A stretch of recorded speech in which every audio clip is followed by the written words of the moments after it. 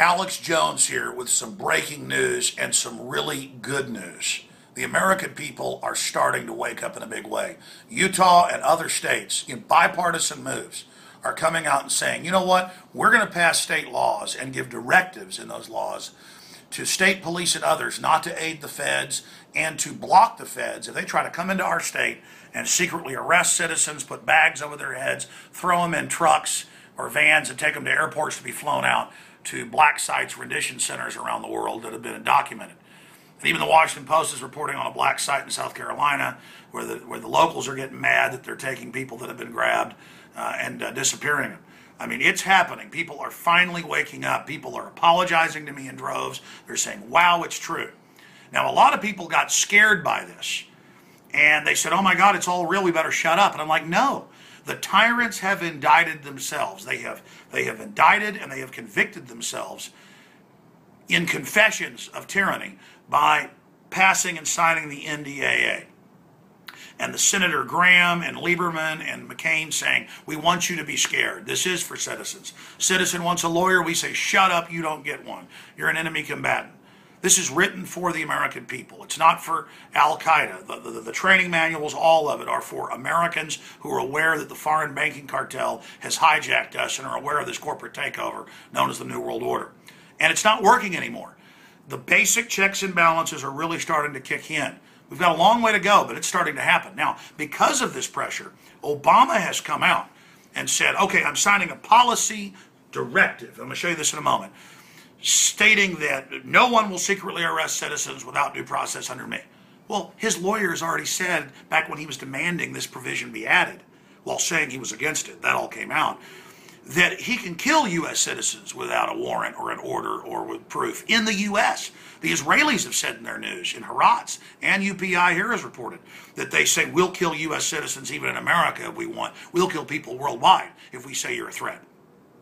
So this is going on.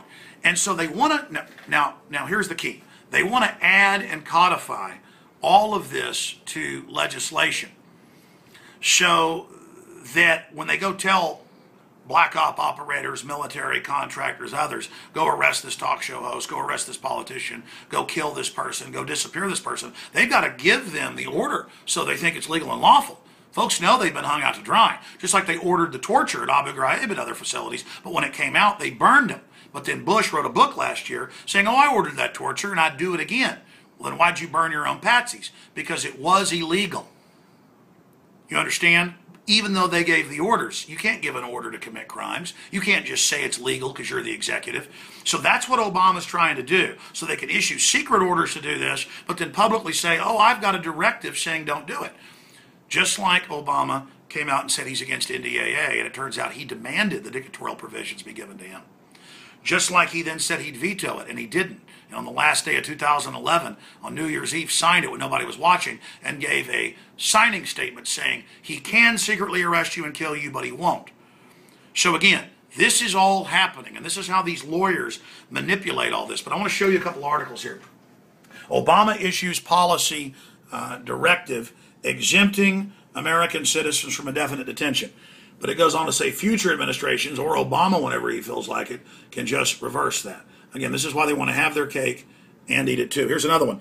Photographers shouldn't have to defend legal metro photos. All over the United States, including Austin, Texas, police will march up and threaten to arrest you if you're photographing anything.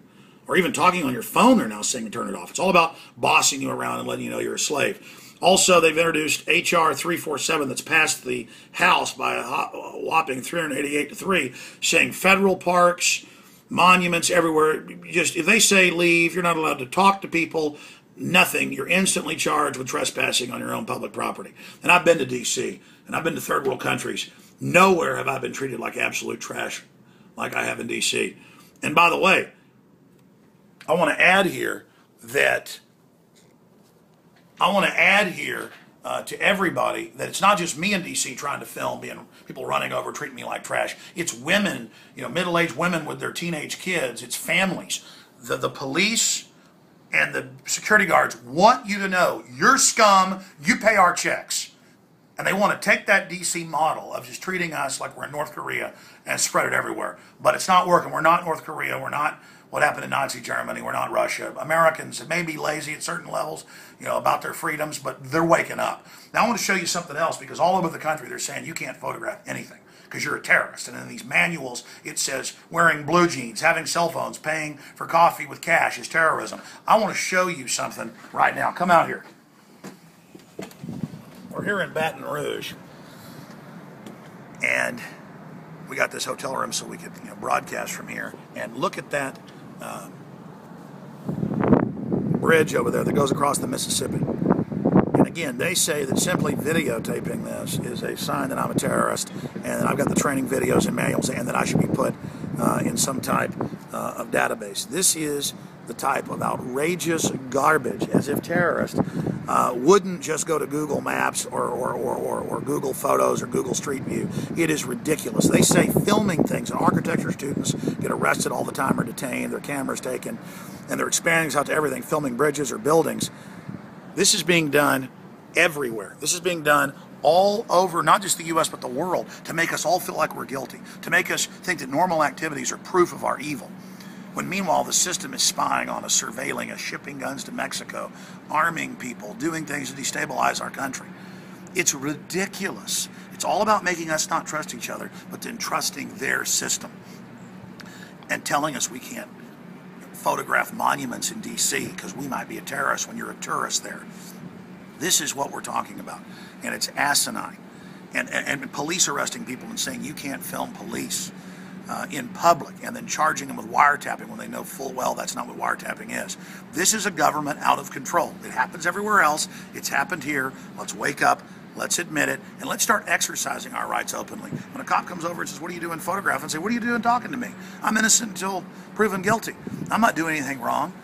Quit implying I've done something, and this is all about you henpecking me and creating this culture of tyranny and this nanny state where kids get arrested for running on the playground, and now they're shutting down parts of boardwalks or putting signs up saying don't walk on the boardwalk because it's no longer safe. I mean, this is a prison, and they're telling us it's all being done for our safety. Well, a new film that I'm going to release tonight titled New World Order Blueprint of Madmen deals with the real numbers and what the real threats are to humanity. And it's not fake terrorists or all this garbage. It's governments. It's democide. And it's going to premiere tonight at prisonplanet.tv at 7 o'clock Central. And then we'll also post in the next few days for everybody at Infowars.com. So go see the real threat. You're the real threat, as the Founding Fathers said. Big government, you're the problem. You're the problem. You're the problem, not me. I haven't done anything wrong. Stop trying to get me on a guilt trip where you're my master and you have the moral authority over me. You don't have the moral authority. Government is a dangerous servant and a fearful master. Government is like fire. Very, very dangerous. All right, I'm Alex Jones reporting for Infowars.com.